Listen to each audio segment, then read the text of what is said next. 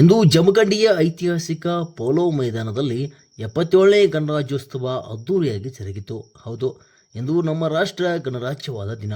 ಇವತ್ತು ಈ ಹಬ್ಬವನ್ನು ರಾಷ್ಟ್ರ ಹಬ್ಬವನ್ನಾಗಿ ಆಚರಿಸುತ್ತೇವೆ. ಮೊದಲು ನಾವು ಕಠೋರವಾದ ಅನಕ್ಷರತೆ, ಮೂಲಭೂತ ಹಕ್ಕು, ಚುನಾವಣೆ, ಮತದಾನದ ಹಕ್ಕು ಇವೆಲ್ಲವನ್ನು ವಂಚಿತರಾಗಿದ್ದೆವು. ಆದರೆ ಇವಾಗ ಸಂವಿಧಾನದ ಜಾರಿ ಆಗಿದ್ದರಿಂದ ಎಲ್ಲ ಹಕ್ಕುಗಳು ನಮಗೆ ದೊರೆತಿವೆ. ಸಂವಿಧಾನದಿಂದ ಏಕತೆ, ಸದೃಢತೆಯಿಂದ ದೇಶ ಗಟ್ಟಿಯಾಗಿದೆ, ಶಾಸನಬದ್ಧವಾಗಿದೆ. ಭಾರತ ಸಂವಿಧಾನದ ರಚನಾಕಾರರನ್ನು ನೆನಪಿಸುವ ದಿನವಾಗಿದೆ. ಇಂದು ಡಾಕ್ಟರ್ BR ಅಂಬೇಡ್ಕರ್ ಅವರ ರಚನೆ ಮಾಡಿದ ಸಂವಿಧಾನವಾಗಿದೆ. ಸಮಾನತೆಯನ್ನು ನೀಡಿದ ಸಂವಿಧಾನ ದೇಶವಾಗಿದೆ ಎಂದು ಜಮಖಂಡಿಯ ಉಪವಿಭಾಗೀಯ ಅಧಿಕಾರಿಗಳಾದ ಶ್ವೇತಾ ಬೀಡಿಕರ್ ಹೇಳಿದರು. ನಗರದ ಐತಿಹಾಸಿಕ ಪೋಲೋ ಮೈದಾನದಲ್ಲಿ ನಡೆದ 77ನೇ ಗಣರಾಜ್ಯೋತ್ಸವದ ದಿನಾಚರಣೆಯ ಧ್ವಜಾರೋಹಣ ನೆರವೇರಿಸಿ 18 ತಂಡಗಳ ಪಥಸಂಚಲನವನ್ನು ತೆರೆದ ವಾಹನದಲ್ಲಿ ವೀಕ್ಷಣೆ ಮಾಡಿ ಮಾತನಾಡಿದರು. ಈ ಒಂದು ಕಾರ್ಯಕ್ರಮದಲ್ಲಿ ಜಮಖಂಡಿಯ ಶಾಸಕರಾದ ಜಗದೀಶ್ ಗುಡುಗುಂಟಿ, ಮಾಜಿ ಶಾಸಕರಾದ ಶ್ರೀಕಾಂತ್ ಕುಲಕರ್ಣಿ, GS ನ್ಯಾಮಗೌಡ್, ಡಿವೈಎಸ್ಪಿ ಸೈಯದ್ ರೋಷನ್ ಜಮೀರ್, ನಗರಸಭೆ ಪುರೋಹಿತರಾದ ಜ್ಯೋತಿ ಗಿರೀಶ್, ಲೋಕೋಪಯೋಗಿ ಇಲಾಖೆ ಅಧಿಕಾರಿಗಳಾದ ಶಂಕರ್ ಬಡ್ಡಿವಡ್ಡರ್, ಕ್ಷೇತ್ರ ಶಿಕ್ಷಣಾಧಿಕಾರಿಗಳಾದ ಅಶೋಕ್ ಬಸನ್ನವರ್, ತಾಲೂಕು ಪಂಚಾಯಿತಿ ಇಒ ಸಚಿನ್ ಮಾಚಿಕ್ನೂರ್, ಆರೋಗ್ಯ ಅಧಿಕಾರಿಗಳು ಗೈಬು ಸಾಬ್ ಗಲಗಲಿ ಸೇರಿದಂತೆ ಅನೇಕ ಇಲಾಖೆಯ ಅಧಿಕಾರಿಗಳು ಹಾಗೂ ವಿವಿಧ ಶಾಲಾ ಶಿಕ್ಷಕರು, ವಿದ್ಯಾರ್ಥಿಗಳು ಭಾಗವಹಿಸಿದರು. ವರದಿ ಮಾರುತಿ ಕುಳಲಿ, ಜನತಾವಾಣಿ ನ್ಯೂಸ್, ಕರ್ನಾಟಕ.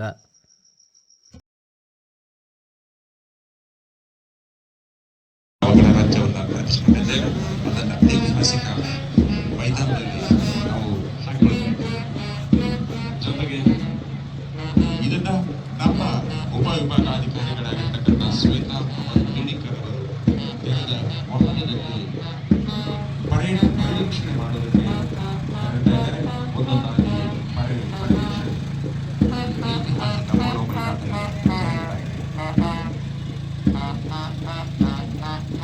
ಇದು ದೇಶದ ದುಡ್ಡೆಲ್ಲ ಈ ಗಣರಾಜ್ಯೋತ್ಸವದ ಸಂಭ್ರಮದ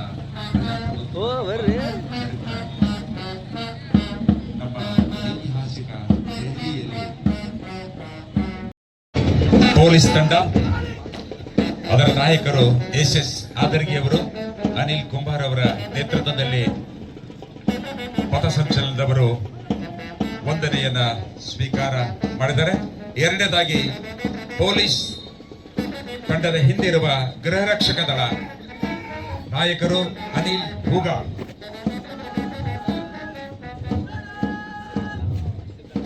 ನಂತರದ ವಂದನೆ NCC ST BLD college Rakesh Tavsi ಅವರ ನೇತೃತ್ವದಲ್ಲಿ.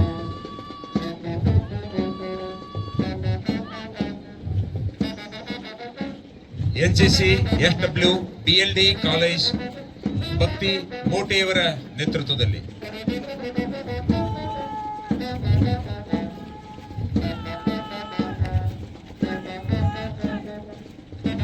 NCC SD Tungal college Adarsh Ninganna ಅವರ ನೇತೃತ್ವದಲ್ಲಿ.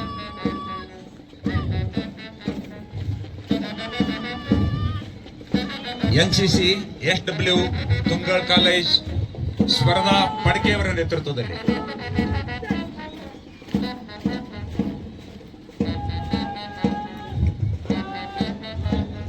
Rovers and rangers BLD college Soumya ಅರ್ಕೇರಿಯವರ ನೇತೃತ್ವದಲ್ಲಿ.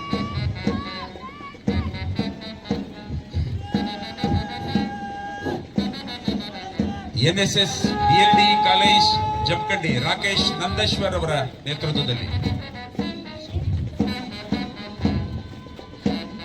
Rovers and rangers BLD PU college Preethika ಮಂಜರಿಗೆ ಅವರ ನೇತೃತ್ವದಲ್ಲಿ.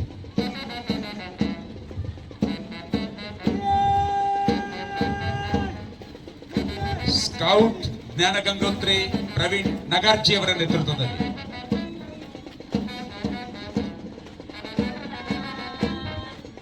ಗೈಡ್ಸ್ ಜ್ಞಾನ ಗಂಗೋತ್ರಿ ಪ್ರಗತಿ ಕಾಯಿ ಅವರ ನೇತೃತ್ವದಲ್ಲಿ.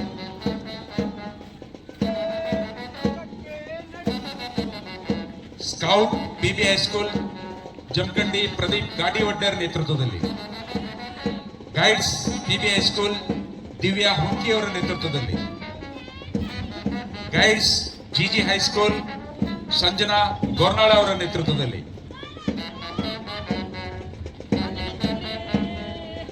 ಸೇವಾದಾಳ್ ಗಿರೀಶ್ ನಗರ್ ಚಿಂತನಾ ನಾಯ್ಕ ಅವರ ನೇತೃತ್ವದಲ್ಲಿ.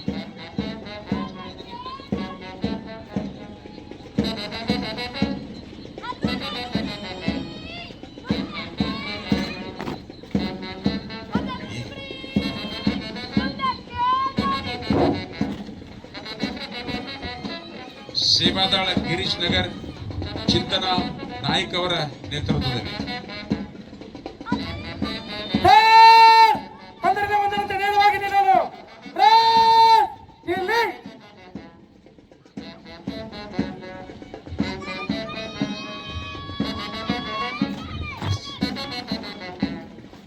ಗೈಡ್ಸ್ ಗಿರೀಶ್ ನಗರ್, ಸೇವಾದಳ್ GVMPS ತಪ್ಸಂ ಚೌಧರಿ ನೇತೃತ್ವದಲ್ಲಿ.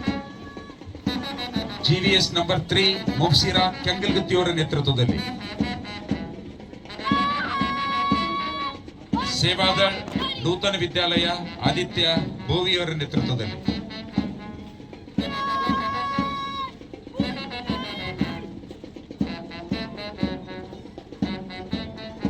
ಪಾಲ್ಗೊಂಡಿರುವ ಎಲ್ಲ ದಳಗಳಿಗೂ ಅವರಿಗೆ ಮಾರ್ಗದರ್ಶನವನ್ನ ನೀಡಿರುವಂತಹ ದೈಹಿಕ ಶಿಕ್ಷಕರಿಗೂ ಹಾಗೂ ಎಲ್ಲ ಗುರು ವೃಂದಕ್ಕೂ ಸರ್ವರಿಗೂ ಒಂದೇ.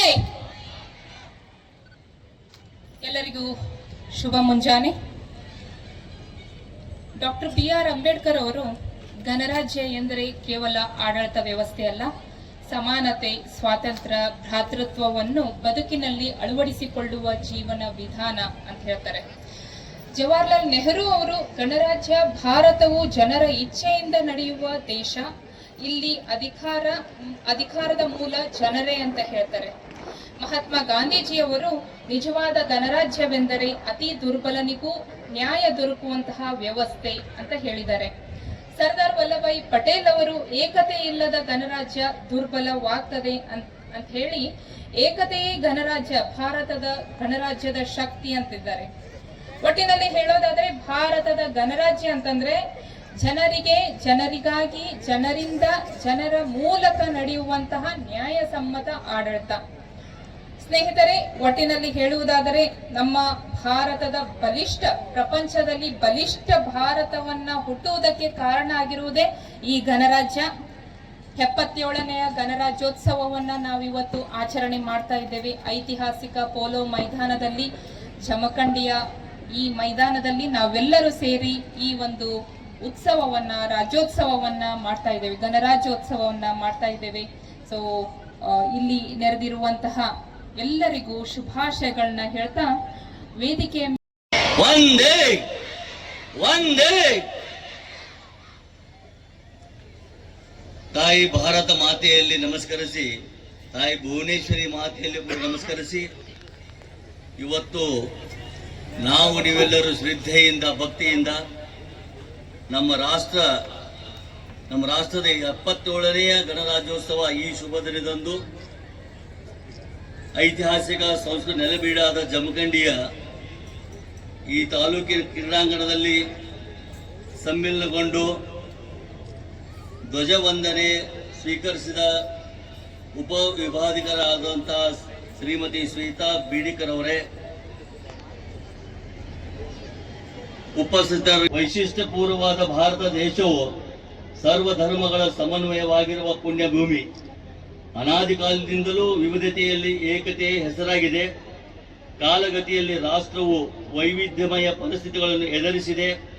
ಪ್ರಾಚೀನ ಯುಗದಲ್ಲಿ ಆಂತರಿಕ ಸಂಘರ್ಷಗಳು, ಮಧ್ಯಯುಗದ ಪರಕೀಯರ ಆಕ್ರಮಗಳು, ಆಧುನಿಕ ಯುಗದ ಪಾಶ್ಚಾತ್ಯ ಪರಿಸ್ಥಿತಿಗಳ ಸಮರ್ಥವಾಗಿ ಎದುರಿಸಿ ಗಟ್ಟಿಯಾಗಿ ನೆಲೆ ನಿಂತ ಜಗತ್ತಿನಲ್ಲಿ ಏಕೈಕ ಪ್ರಜಾಪ್ರಭುತ್ವ ರಾಷ್ಟ್ರ ನಮ್ಮದು ಎಂಬುದು ಹೆಮ್ಮೆಯ ಪಡುವ ಸಂಗತಿ ನಮ್ಮದಾಗಿದೆ. 1950 ಜನವರಿ 26ರಂದು ನಮ್ಮ ಸಂವಿಧಾನವನ್ನು ಜಾರಿಗೆ ತಂದ ದಿನ. ಆ ಸವಿನೆನಪಿಗಾಗಿ ಪ್ರತಿ ವರ್ಷ ಜನವರಿ 26ರಂದು ರಾಷ್ಟ್ರೀಯ ಹಬ್ಬವನ್ನಾಗಿ ದೇಶಾದ್ಯಂತ ಆಚರಿಸುವ ವಾಡಿಕೆ. ಸ್ವಾತಂತ್ರ್ಯ ನಂತರದ ನಮ್ಮ ರಾಷ್ಟ್ರ ನಾಯಕರು ಕೈಗೊಂಡ ಪ್ರಥಮ ಮಹತ್ ಕಾರ್ಯವೆಂದರೆ ದೇಶಕ್ಕೊಂದು ಸಂವಿಧಾನ ರಚನೆ ಮಾಡಿದ್ದು.